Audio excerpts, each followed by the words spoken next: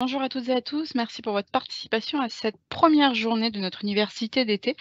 Notre thème du jour sera la DSN d'amorçage. Je suis Émilie Gaillou pour le Customer Care Cégide Quadrapay. Pouvez-vous, s'il vous plaît, me confirmer que vous m'entendez et que vous voyez correctement mon écran pour démarrer dans des bonnes conditions? Merci d'avance. Alors, aujourd'hui, donc, nous démarrons notre mois de juillet et nous démarrons notre semaine sur la DSN. Aujourd'hui, on parlera de la DSN d'amorçage. Pourquoi, comment, quelle utilité? Voilà, tout ce qu'il y a à savoir sur la DSN d'amorçage aujourd'hui. La web assistance, l'université d'été ne remplace pas votre formation initiale, ne remplace pas la formation de perfectionnement. C'est vraiment de la démo. Donc on va utiliser le produit ensemble, pour, voir comment ça fonctionne tout simplement. Je vais vous donner tout ce qu'on utilise au niveau du customer care pour comprendre les éléments et pour les mettre en relation. Objectif de la web assistance, faire gagner du temps, faire gagner en autonomie et répondre aux questions que vous nous posez régulièrement. Au niveau du customer care, j'ai vraiment fait une sélection, des questions, support et auxquelles j'ai ajouté vos questions que vous avez pu nous poser en amont lors de votre inscription. À l'issue de la web assistance, enfin de notre université d'été, un replay sera disponible, dans la base de connaissances et vous recevez également une enquête de satisfaction. D'accord? Le support est déjà disponible dans l'article KB 00 37 435 37 435. Donc vous vous connectez à votre espace Cégide Life, ma base de connaissances. Vous tapez le numéro et vous arrivez ici. Donc je regrouperai en fait chaque semaine les supports et les replays. D'accord? Donc tout sera disponible au même endroit. Et en fin de semaine, on proposera également une FAQ avec les questions que vous avez pu nous poser en amont. OK? Donc le support est en haut à droite. Voilà pour ce démarrage. Donc oui, le replay et l'image, c'est bon. Les universités d'été, donc si vous êtes là, c'est que vous êtes au courant du principe. Je vous remets les liens, dans le chat si vous voulez ajouter des inscriptions. Je vous mets les liens vers les 4 semaines différentes de manière à ce que, vous puissiez vous inscrire facilement. Voilà. Quelques articles qui sont déjà existants dans la base de connaissances, qui ont été remis à jour, pour préparer ce sujet. Donc n'hésitez pas si vous avez besoin. Et puis on arrive à notre sommaire. Premier point, on va définir ensemble, la DSN événementielle d'amorçage. On verra les quelques paramétrages qui, aident, à cette DSN événementielle d'amorçage. Quelques cas particuliers, je vais vous montrer les retours DSN, comment est constitué le fichier, d'une DSN d'amorçage, ce que ça contient, ce que ça ne contient pas, d'accord? Et à l'issue, on verra tout ce qui est questions fréquentes.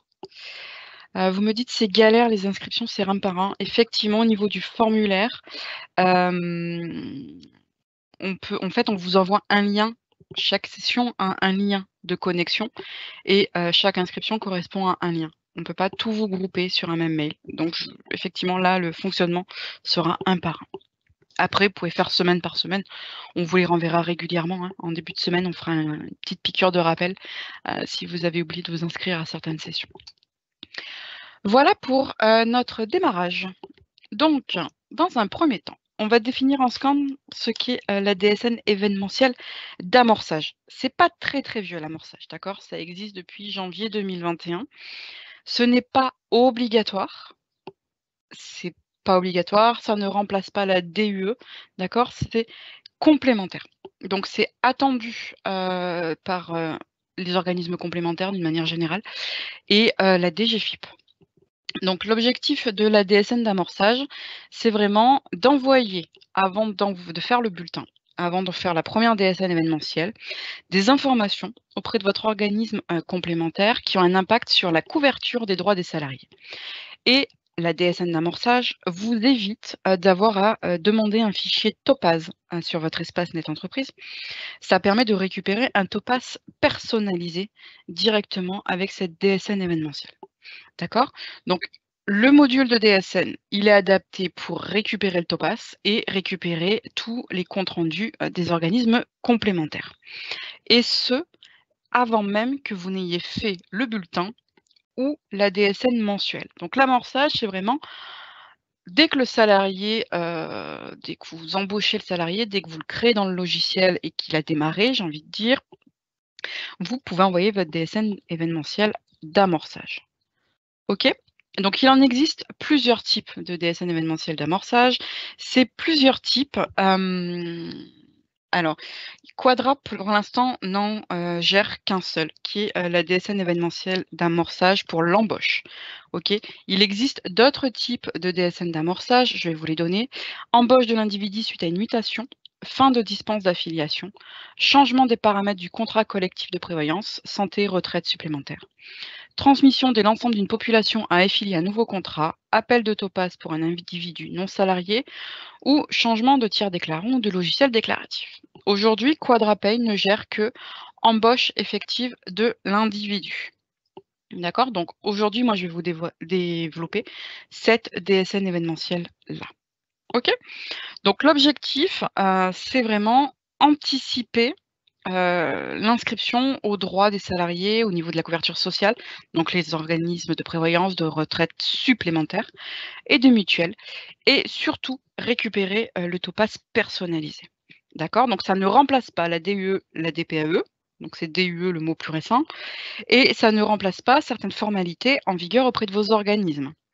En fonction de vos organismes, certains, ça leur suffit l'affiliation dans la DSN d'amorçage. Pour d'autres, il y a encore des formulaires à remplir. Je parle bien sûr des formalités de la part de l'employeur.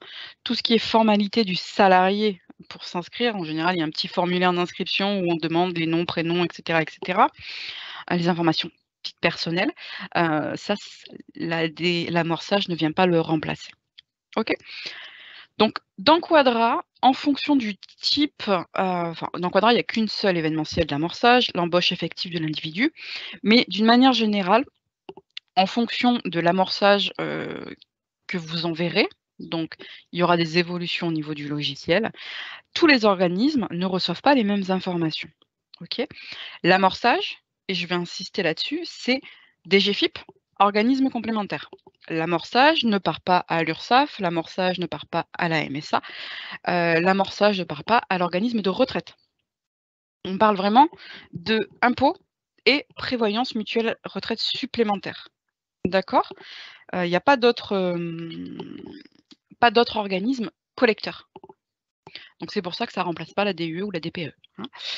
L'embauche effective de l'individu, donc elle est envoyée à la DGFiP et les organismes complémentaires. Après, les autres types, pour l'instant, dans Quadra, on ne les a pas. L'intro est un peu longue, hein, comparé à d'habitude, mais parce que l'amorçage, c'est vraiment souvent des questions que vous nous posez sur à quoi ça sert, à quoi ça correspond, qui va réceptionner et qu'est-ce qu'elle contient. Donc j'insiste un petit peu sur ce sujet. OK? Donc la DGFiP. La DGFiP a 120 heures, donc 5 jours, à compter de la réception de l'amorçage pour vous mettre à disposition le taux personnalisé. C'est le délai sur lequel ils se sont engagés. D'accord?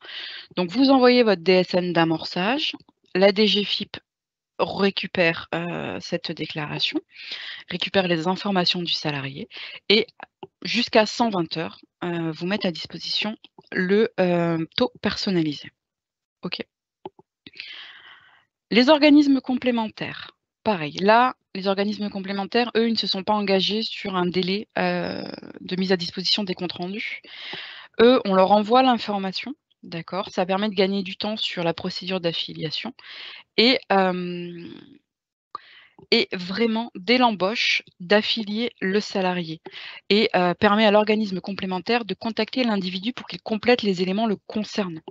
D'accord? Donc c'est vraiment quelque chose qui peut être, qui peut vous faire gagner du temps. Ça vous évite, vous, de contacter directement les organismes etc. OK?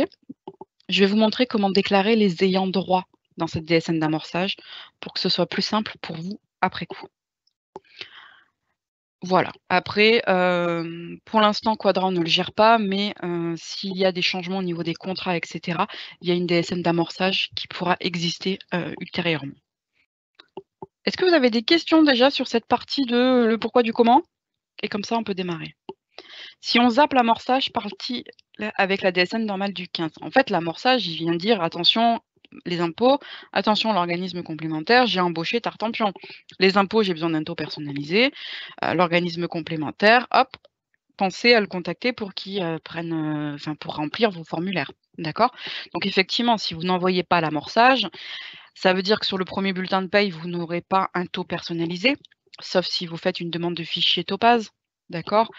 Et après pour la prévoyance, bah, ce sera la for vos habitudes, OK?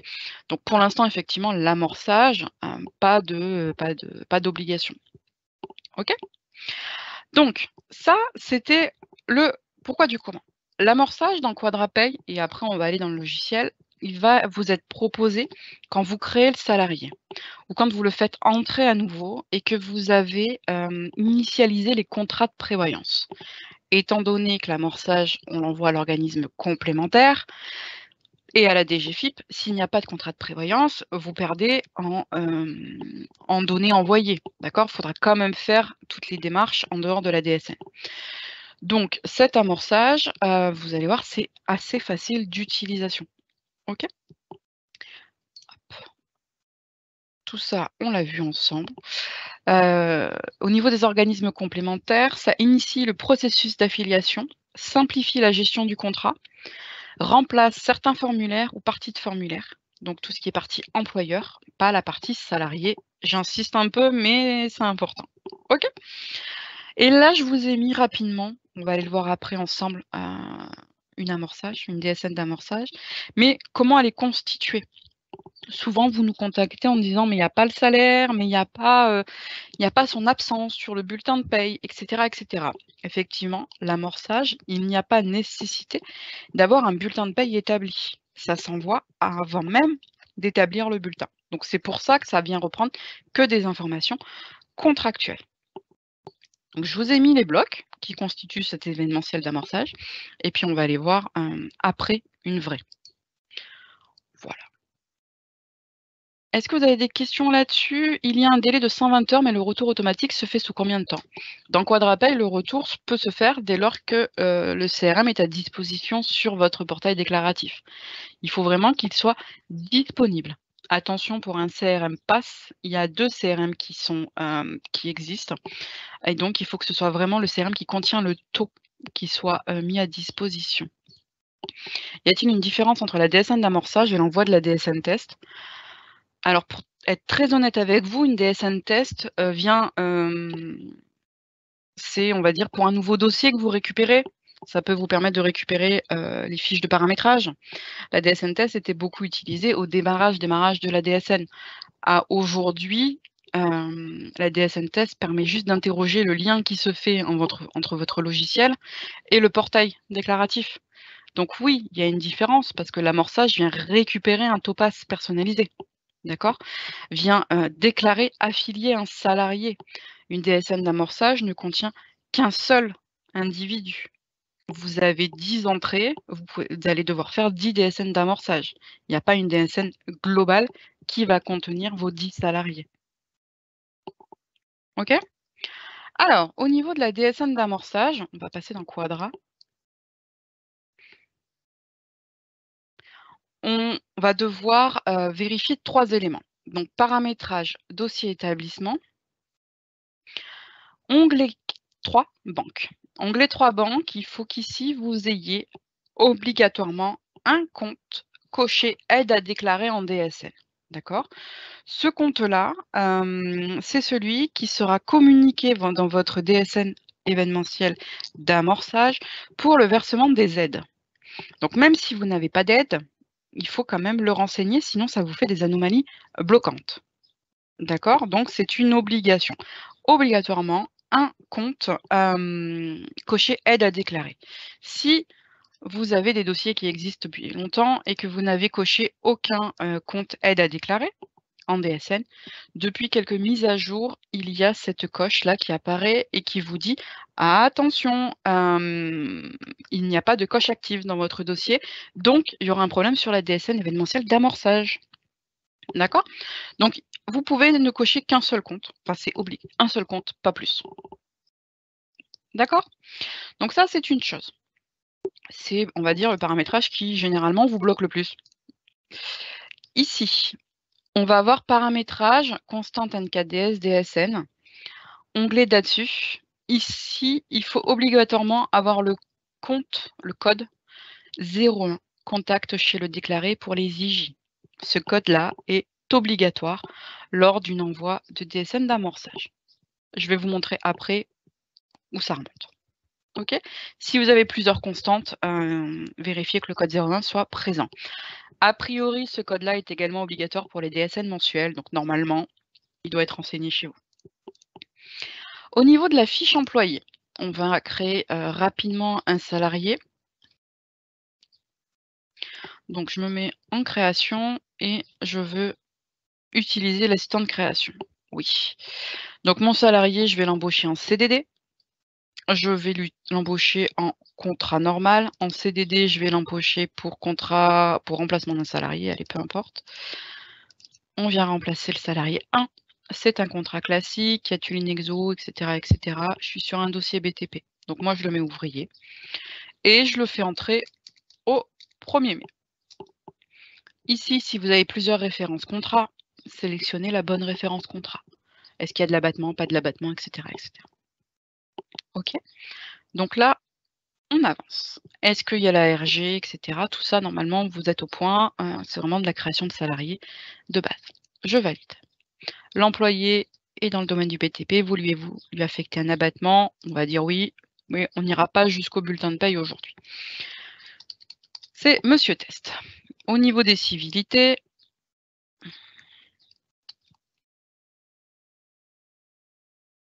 voilà.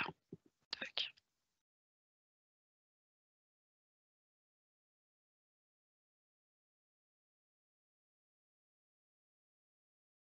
On va aller pas... Allez, 10,05. Et voilà. Donc là, moi, je mets que les informations, on va dire, de base. Maintenant, vous pouvez renseigner les éléments. S'il y a des enfants à charge, ici, nombre d'enfants, vous devez renseigner cette case. Elle va vous servir pour après les ayants droit, s'il y a des ayants droit à déclarer. D'accord? Et petit aparté, là, sexe, homme ou femme, ça permet de déterminer si vous avez une absence maternité ou paternité. Si on affiche maternité ou paternité sur le bulletin de paie. On y reviendra demain, il me semble, pour les arrêts maladie. Voilà. Après, tout le reste, on va aller rapidement.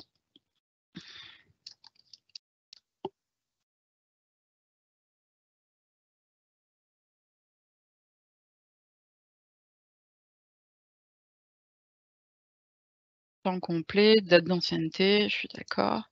CDD 01, je remplace. OK, congé payé, oui. Entrée-sortie.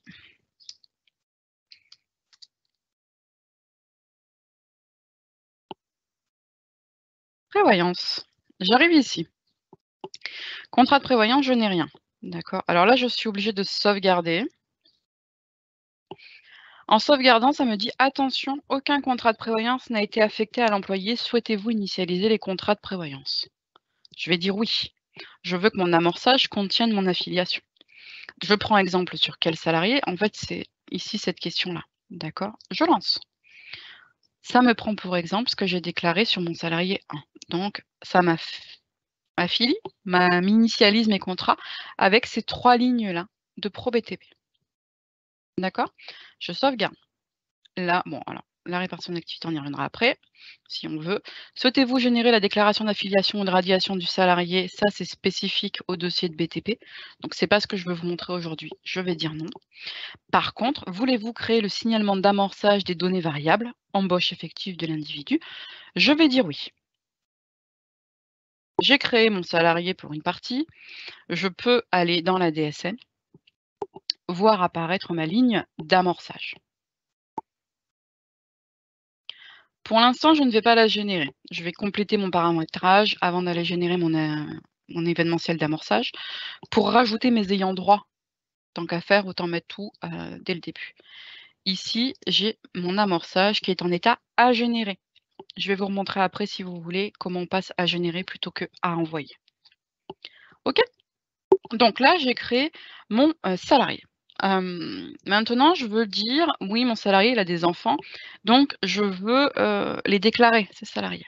Donc je me remets dans la fiche employé, contrat de prévoyance, et là, je vais venir, alors, peu importe la référence, hein, vous vous doutez bien, j'ai pas une référence qui fonctionne. Là, moi, je vais placer sur la référence de prévoyance. J'ai dit que j'avais un enfant, d'accord? Je sauvegarde. Hop. Ici, je vais dans ayant droit. Dans ayant droit, je viens mettre le nom de l'enfant. Donc le nom, c'est le nom de famille, le prénom, code type, je fais F4. Est-ce que c'est un adulte, conjoint, concubin, enfant, ascendant, collatéraux? Enfant. Date de naissance, rang, c'est le premier. Le NIR ou le NIR de rattachement ou le code d'affiliation de sécurité sociale, là je vous laisse savoir. Code à charge, est-ce que l'enfant est à charge? Oui. Est-ce que l'enfant est scolarisé? Oui. Code d'extension, est-ce que ça dépend du régime local Alsace-Moselle? Dans mon cas, non. Code autre couverture, est-ce que il y a une autre couverture complémentaire santé? D'accord? Je sauvegarde. Hop. Donc là, je vais jusqu'au bout de ma ligne. Je sauvegarde. Et je viens ensuite ici. C'est mon numéro 1. Je viens faire F4 dans la case organisme et je viens rattacher mon ayant droit 1 à ma référence contrat choisie précédemment. À partir de quand? Jusqu'à quand? Je sauvegarde. Voulez-vous créer? Là, je vais redire oui. D'accord? Vous me dites, hein, s'il y a quoi que ce soit, on recommence. C'est un sujet qui prendra pas 1 heure, donc autant que ce soit, clair intégralement. Donc là, j'ai paramétré mon ayant droit. Maintenant, je vais toujours vérifier parce que, personnellement, je vérifie toujours. Dans module contrat d'assurance prévoyance, il est ici. Paramétrage, contrat employé et je me mets sur mon salarié. Ici, j'ai les contrats de prévoyance auxquels mon salarié est rattaché et là, j'ai mon ayant droit. D'accord? Donc j'ai bien l'élément, ici. Si en, fiche employé, vous avez après des changements au niveau des références contrats et cetera, que pour certains salariés, vous pouvez utiliser donc dans la fiche employé, je me mets ici sur prévoyance, contrat de prévoyance. Vous voyez, je suis en visu, hein. Contrat de prévoyance, je fais clic droit, initialisation. Ça me demande si je veux recréer les contrats. Et vous voyez, j'ai du changement parce que j'ai fait du tri récemment. Donc depuis la fiche employé, vous pouvez réinitialiser vos contrats de prévoyance. Ça vous évite de le faire pour tous les salariés en même temps, s'il y a eu un changement que pour un seul. D'accord? Voilà. Ça, c'est les paramétrages qui peuvent avoir une incidence sur l'amorçage. On va retourner dans la DSN. Ma DSN d'amorçage, moi, elle est en état à générer. Vous, bien souvent, vous êtes plutôt en état à envoyer parce qu'il y a peu de temps qu'on peut générer les DSN événementiels. Cette option-là, elle est accessible dans le menu Outils, Options DSN. Ce menu Options DSN, il n'est accessible que pour les administrateurs DSN. Donc les administrateurs DSN, si vous n'avez pas Options DSN, c'est que vous n'êtes pas activé administrateur DSN dans Quadra Paramétrage. La coche qui fait qu'on génère les événementiels, c'est celle-ci. Moi, j'ai décoché envoi automatique des événements. Vous, si vous ne pouvez pas les générer, eh bien, c'est que c'est coché. Par défaut, on fait un envoi automatique des événements. Là, j'ai mis la génération pour qu'on puisse aller voir ce qu'il y avait dans notre fichier. C'était le plus simple. Ici, je me place sur ma DSN d'amorçage. Clic droit, générer l'événement.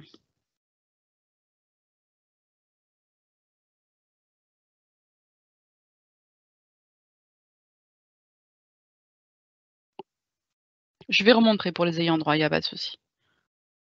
On va créer un autre enfant, tout simplement. Donc là, je génère ma DSN événementielle. Elle est en état à envoyer. Alors, j'ai forcément un problème d'IBAN, hein, j'ai pas mis mon vrai compte bancaire.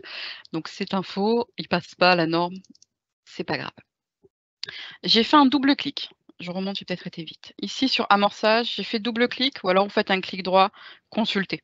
Ça revient au même. Ça vous ouvre la consultation historique de la DSN. Alors, c'est pas le même affichage que d'habitude, mais vous allez voir que c'est quand même beaucoup plus rapide, hein, ce DSN événementiel. Il y a peu d'informations. Si on reprend ce que je vous ai montré tout à l'heure, donc je vais le remettre à l'écran.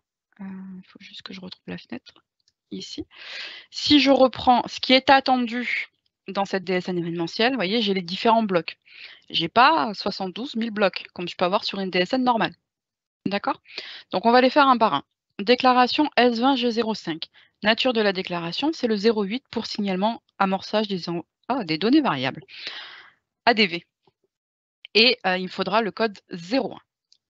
Donc là, le bloc S10, tout ça là, envoi, émetteur. Envoi, c'est tout ce qui concerne le logiciel, la version du logiciel, etc. Émetteur, c'est vos constats émetteurs de tout à l'heure. Donc tout à l'heure, je vous ai dit qu'il fallait le 01, le contact chez le déclaré, pour les IJ, vous voyez, il est là. S20G0007, contact chez le déclaré. Le type 01 est bien alimenté, parce qu'il m'est demandé. OK? Au niveau de ma déclaration, j'ai bien un amorçage des données variables de type normal, par opposition à annulaire en place, et nature de l'événement, embauche effective de l'individu. Après ça, j'identifie mon entreprise, donc le SIRET, l'adresse. Tout à l'heure, je vous ai montré dans le dossier établissement le compte, donc le bloc 12 là. Si vous ne cochez pas aide à déclarer en DSN sur un des comptes, ce bloc se retrouve vide et donc vous avez des anomalies bloquantes. Attention, si vous avez plusieurs établissements à ce niveau-là, le paramétrage est à faire par établissement. Okay. Qu'est-ce qu'on a ensuite? On a les éléments pour identifier notre salarié, donc son adresse. J'ai pas mis de numéro de sécu, ce qui m'a généré automatiquement un NTT. Vous, pour des vrais salariés qui sont de nationalité française, le numéro de sécurité sociale, maintenant, il est communiqué dès la naissance, d'accord? Donc, il n'y a pas de raison, sauf pour l'immatriculation de salariés étrangers au régime social français, il n'y a pas de raison aujourd'hui de ne pas avoir un numéro de sécurité sociale dès l'embauche. Hop, après, on retrouve les éléments du contrat. Vous voyez, donc pour l'instant, je n'ai pas eu besoin du tout de passer sur un bulletin de paie. Hein. Et plus loin, j'ai mes affiliations de prévoyance. Donc, code population de rattachement, c'est le O, parce que c'est mon... je vous montre.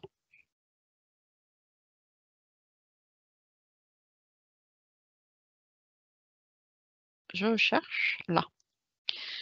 Ici, O. Pourquoi mes deux autres, ils ne remontent pas? Parce que c'est des cotisations établissement. Et cotisations établissement, par opposition, ce n'est pas de l'individuel. Donc, ce n'est pas une affiliation individuelle à un contrat de prévoyance. Donc, le code population O, il est là. Je le retrouve ici. Nombre d'enfants en charge, moi j'en ai mis 1. Nombre d'ayants droit, j'en ai mis 1. Nombre d'enfants ayant droit, 1. Vous avez vu, c'est en fonction des rubriques que j'ai alimentées. Identifiant technique d'adhésion, 1. J'ai une référence contrat dans ce cas précis. Plus bas, j'ai les informations sur mon ayant droit. C'est un enfant, la date de début de rattachement, la date de naissance, le nom, le prénom et la date de fin de rattachement. Plus loin, j'ai l'ancienneté et après, c'est des rubriques, nombre de total de rubriques et nombre de DSN, une seule. Donc ça, c'est les éléments que contiennent une DSN d'amorçage, ni plus ni moins. Donc, quand je vous dis que ce n'est pas envoyé à l'URSSAF, c'est vrai. Hein, là, ces éléments-là, vous avez vu tout ce qui était affiliation prévoyance. Et ce qui fait que ça part à la DGFIP, c'est l'identification du salarié. Quand on regarde ce tableau-là, vous voyez, transmission à la DGFIP, ça dit j'envoie une amorçage pour une embauche de mon salarié. Tout ce qui est adhésion prévoyance, je m'en moque. J'envoie par contre les informations individuelles de mon salarié. Donc c'est monsieur test amorçage et son numéro temporaire. C'est numéro tant, et après, tout le reste, les impôts ne le reçoivent pas. Au niveau des organismes complémentaires, la ligne verte, c'est les ayants droit, parce que ça, c'est pas obligatoire. D'accord? C'est vraiment conditionnel. S'il n'y a pas d'ayant droit, bah, vous pouvez rien mettre dans cette rubrique-là, ça paraît cohérent. OK? Donc là, dans ma DSN, je peux visualiser tous les éléments qui sont pris en compte. Une fois que ça, c'est fait et que, bah, au final, je suis d'accord, hein, je viens faire l'envoi de ma DSN amorçage déclaration normale. Y a-t-il des questions?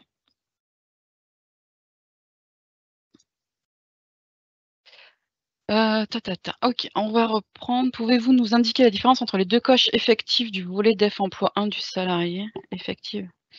C'est tout ce qui est effectif. J'y reviendrai plutôt sur la période de création. Je suis désolée, là, on est un peu hors sujet pour le coup. Bonjour, faut-il mettre que les enfants à charge? Bah, les enfants pour lesquels, vous souhaitez les affilier à, la prévoyance. Donc, est-ce qu'à charge fiscalement ou pas, je ne sais pas. En tout cas, c'est les enfants que vous souhaitez ajouter sur vos contrats de prévoyance. Pour les ayants droit, il peut y avoir le conjoint. Alors d'un point de vue légal, je ne sais pas vous dire, mais en tout cas, dans Quadra, quand je viens ici dans mon menu ayants droit, je peux rajouter ici un test. Le code type, je peux avoir un adulte conjoint concubin, par exemple. Je peux lui mettre une date de naissance. Un IR, donc là vous avez les éléments vous, hein.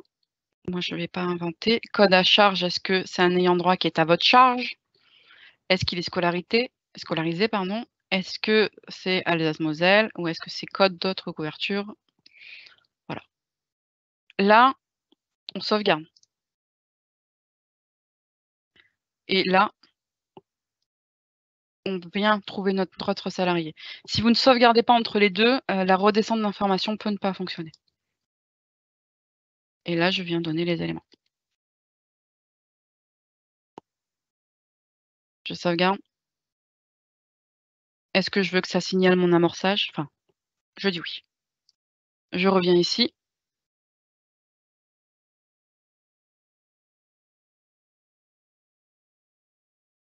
Pour tout ce qui est événement, on doit générer désormais. Alors non, c'est pas obligatoire. Moi, j'ai activé l'option pour pouvoir vous montrer comment ça fonctionnait. Maintenant, vous n'êtes pas obligé. De toute façon, vous n'avez pas de modification possible dans le fichier. Donc, c'est juste de la consultation.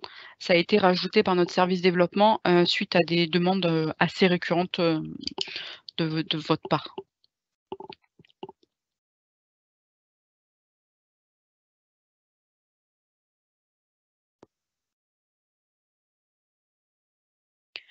Donc là, je vérifie ici. Et je descends. Et vous voyez, ça m'a ajouté un adulte, etc., etc. Date de fin de rattachement.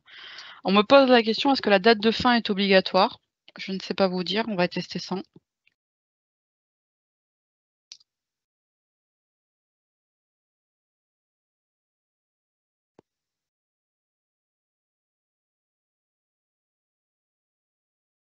On va voir si ça nous déclenche une anomalie bloquante. Si on envoie une DSN d'amorçage et qu'elle est KO, ensuite elle se met automatiquement en annulaire en place, mais il est impossible de l'envoyer. Il y a un message d'erreur qui dit qu'une annulaire en place n'est pas attendue car une DSN de base n'a pas été envoyée. Alors, pour moi, une DSN événementielle, ça se met en annulaire en place à la seule et unique condition que la DSN normale ait été acceptée. Donc ça me surprend que vous arriviez à passer d'une normale qui est refusée à une annulaire en place qui va l'être également. Par contre, pour la date de fin de rattachement, c'est pas bloquant. Donc a priori, c'est pas une obligation, cette date de fin de rattachement.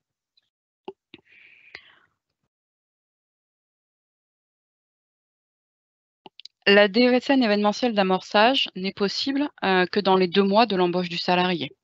Autour du contrat, plus ou moins 2 mois. D'accord? Donc si votre salarié, il est là, depuis 1 an, vous ne pouvez pas faire une DSN d'amorçage. Il va falloir envoyer les ayants droit, dans votre DSN mensuelle de manière classique et peut-être contacter votre organisme de prévoyance pour le coup.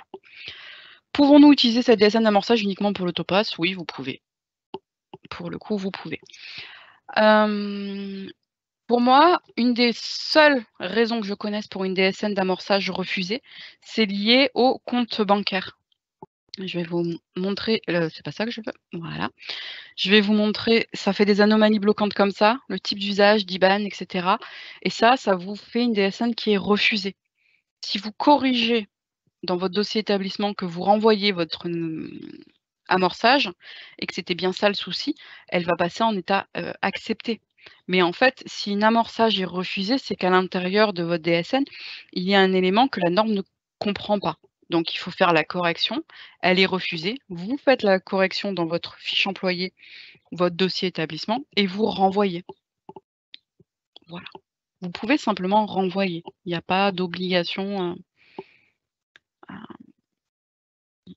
voilà. Alors, là, moi, je vous ai montré, différentes choses, différents cas particuliers.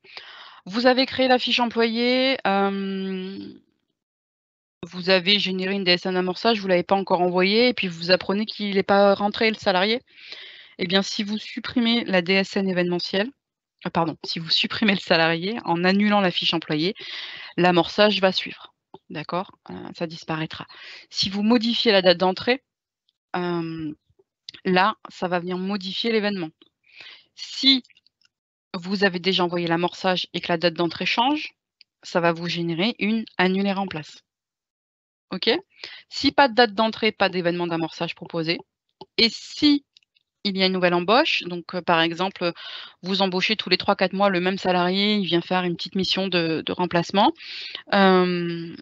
Jusqu'à il n'y a pas si longtemps, ça proposait une annulée remplace d'une normale. D'accord? Là, on est vraiment sur un fonctionnement, parce que c'était pas le fonctionnement normal, on est vraiment sur un fonctionnement aujourd'hui où c'est un nouveau contrat, je peux envoyer une nouvelle DSN d'amorçage pour ce nouveau contrat. J'ai un salarié qui a 2 contrats en même temps, d'accord, il y a des contrats de prévoyance qui sont différents, je dois l'affilier de manière spécifique, je peux envoyer une deuxième événementielle d'amorçage. Il n'y a pas de souci à ce niveau-là. Au niveau du module de DSN, vous allez avoir des CRM qui vont se réimporter, s'injecter, se récupérer depuis le portail déclaratif. Donc ces CRM, vous les retrouverez ici. Donc là, on a notre DSN d'amorçage. Moi, je vais... ouais. Ici, vous les retrouverez, d'accord? Vos comptes rendus, une fois qu'elle est en état accepté, vous allez retrouver des petites lignes. Ces petites lignes, ça va correspondre à quoi? Le CRM.94, c'est le DGFIP. Le DGFIP, je vous l'ai dit, maximum 5 jours entre le moment d'acceptation du fichier sur le portail déclaratif et le moment où il n'aurait pas mis à disposition le CRM, 5 jours. Il se laisse ce délai-là. Ça peut être beaucoup plus rapide. Moi, j'ai vu des cas en quelques heures. Ça n'est pas immédiat, mais 5 jours, c'est le maximum. Au démarrage de la DSN d'amorçage, ça a pu être plus long. Effectivement, c'était nouveau, il y avait différentes contraintes. Mais maintenant, c'est 5 jours. Pour les organismes complémentaires, ils vont vous mettre à disposition 3 CRM successifs. Par contre, eux ne se sont pas engagés sur le fait, sur un délai. Donc, quand vous allez envoyer votre DSN d'amorçage, sur votre portail déclaratif, ici, vous allez avoir le CRM de type 50. Celui-là, on ne le réintègre pas dans Quadra. Ça, c'est immédiat. C'est juste dire, attention, l'organisme, je ne sais pas, ProBTP a reçu la DSN événementielle. Une fois qu'ils l'ont réceptionné, 3 CRM distincts. Le premier CRM de type 1, DSN reçu, DSN non reçu. Donc ça, en général, c'est un petit peu en décalé avec le CRM 50. Le 51, type 2. Oui, ok, elle est bonne, votre DSN d'amorçage, j'ai pas de problème, ça fonctionne, on y va. OK. Et le dernier, c'est explication détaillée des éventuelles anomalies constatées. C'est-à-dire que la référence contrat que vous avez envoyée n'existe pas sur votre fiche de paramétrage. À ce moment-là, ils vont pouvoir vous le dire. Ou ça ne correspond pas à ce type de population par rapport au code Agir Carco que vous avez utilisé. Ils vont pouvoir vous le dire dessus. D'accord? Donc le CRM de type 51, vous n'en verrez qu'un seul. Je vous ai mis un exemple ici. D'accord? Ça, c'est un exemple sur un dossier. Le 51, j'en ai qu'un seul, j'ai qu'une seule ligne. En fait, au fur et à mesure que les 3 se réintègrent, ça écrase le précédent. OK? Voilà. Au niveau des CRM, pas plus compliqué. Celui qui vous intéresse le plus, c'est le point 94, a priori parce que c'est celui dont vous avez besoin pour faire votre bulletin avec un taux personnalisé. Il se réintégrera de manière automatique si vous avez mis en place un séquenceur. Donc le séquenceur, vous savez, c'est le petit robot qui permet d'aller récupérer automatiquement les CRM. Si vous voyez que ça ne se réintègre pas, qu'ici, à côté d'amorçage, vous n'avez toujours pas vos comptes rendus qui apparaissent, vous faites vérifier retour DSN Link. Il y a vous aurez une petite enveloppe avec marqué vérifier retour et les CRM se réintégreront. D'accord. Là, je vous ai mis, ça c'est ce que contient votre DSN événementiel, c'est un fichier DSN événementiel. Donc les 6 premiers chiffres là, c'est votre code de dossier. Moi par exemple, sur ici, ça serait WebDS2. D'accord. EVT pour événementiel. S'il y a marqué DSN, c'est que c'est la DSN mensuelle. Et le 00390, c'est le numéro de DSN événementiel. Donc sur ce dossier-là, mon amorçage a été le numéro 390 au niveau de mes numéros d'événements. Le point 94, c'est le fichier qui contient le topaz personnalisé. Le point 94-log-sec, c'est le fichier qu'a généré automatiquement mon séquenceur DSN pour aller récupérer mon topaz personnalisé. Le 51, c'est mon dernier retour de mon organisme complémentaire. Et après, ces éléments-là, c'est des éléments que vous avez toujours. Le point BIL, certificat de conformité. Le point ENV, c'est le fichier trace de l'envoi de votre DSN. Et le point RET, c'est le fichier trace de retour des CRM. D'accord?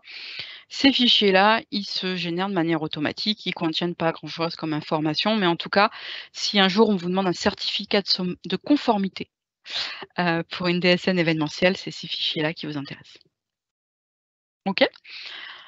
Au niveau des questions fréquentes, donc l'anomalie sur le bloc 12, c'est le compte bancaire qui n'est pas coché. Purement, simplement, il n'y a pas d'autre possibilité. Les questions que vous nous posez aussi souvent, dossier multi-établissement. Jusqu'à effectivement la version 2.78.8, quand vous aviez un dossier multi-établissement, souvent l'amorçage se générait sur l'établissement siège et pas forcément sur l'établissement d'affectation du salarié. C'est corrigé.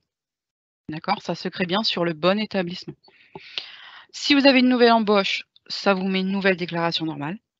Pas de souci. Avant, ça pouvait générer une annulaire en place et qui sera refusée. Et ça, la dernière slide, c'est toutes les questions que vous m'avez posées avant qu'on fasse ce sujet. Donc, si je les reprends les unes après les autres, lorsqu'on embauche des saisonniers en cave pour les vendanges dans la fiche employée, on nous demande l'amorçage. Faut-il dire oui? Donc, comme je vous ai dit, l'amorçage n'est pas obligatoire. Elle va être adressée aux organismes complémentaires à la DGFiP. Est-ce que vous avez besoin de récupérer le topaz personnalisé et est-ce que vous avez besoin d'affilier, avant même que le contrat démarre, votre salarié au contrat et prévenir votre organisme? Si vous n'avez ni prévoyance et que vous n'avez pas besoin de récupérer un topaz personnalisé, l'amorçage ne vous sert à rien. D'accord? Si par contre, il vous faut un taux personnalisé et des affiliations prévoyance, dites oui. Vous avez vu que ce n'est pas très compliqué. Une fois que vous avez créé votre fiche employée, vous générez, vous envoyez. Quel est l'objectif de la DSN d'amorçage et comment l'utiliser à 100%, son utilité et sa finalité? Vous me dites, mais je pense que j'ai fait le tour des éléments. Est-ce que c'est obligatoire? Non. Celle-là, je peux. Comment supprimer des DSN d'amorçage non envoyés? D'accord. Normalement, une DSN d'amorçage non envoyée va se supprimer d'elle-même. Si vous en avez toute une liste ici, là, tac. Normalement, elle va se supprimer d'elle-même, celles qui n'ont pas été envoyées, à la clôture de la période. D'accord? Parce qu'effectivement, vous pouvez avoir plusieurs lignes que vous n'envoyez pas, parce que vous n'en avez pas besoin, parce que vous ne vous en êtes jamais servi. Et donc, vous allez les avoir visuellement. Déjà, si vous ne voulez pas les voir, la petite coche. Voilà. Mais normalement, ça se rafraîchit au mois le mois. Si ça ne se rafraîchit pas au mois le mois, il existe une méthode pour faire un rafraîchissement forcé du module de DSN. Cette méthode-là, je n'ai pas l'autorisation de vous la communiquer en web assistance ou d'une manière générale. Vous devez passer par le Customer Care parce qu'il y a un risque de casse de base de données si une sauvegarde préalable n'est pas faite sur les 2 bases qui peuvent être impactées. D'accord? Donc oui, il existe une méthode. Non, je ne peux pas vous la communiquer pour des raisons de sécurité de vos données. Maintenant, je sais que notre service développement travaille sur quelque chose qui, vous rendra autonome sur le sujet. Je n'ai pas de date de livraison. Je sais que c'est en cours de faisabilité, enfin d'étude de faisabilité, mais ça viendra. D'accord? La DSN amorçage sert-elle à faire une préaffiliation aux organismes sociaux? Aux organismes sociaux au sens large, non. Uniquement organismes complémentaires et des GFIP. Et voilà. Incidence sur le prélèvement à la source, maximum 5 jours pour récupérer un TOPAS personnalisé qui s'intégrera dans votre module de DSN, mais aussi, et surtout, c'est ça qui vous intéresse, dans votre onglet prélèvement à la source sur la fiche employée. J'ai fait le tour de tout ce que je voulais vous dire. Il y a des questions? Pour ceux qui vont se déconnecter, je vous souhaite une bonne journée, une bonne continuation et peut-être à demain pour un autre sujet sur la DSN d'arrêt maladie. J'espère que ça vous servira en tout cas. N'hésitez pas à me faire vos retours sur l'université d'été. Est-ce que le format vous convient? Et cetera et cetera. Voilà, n'hésitez pas.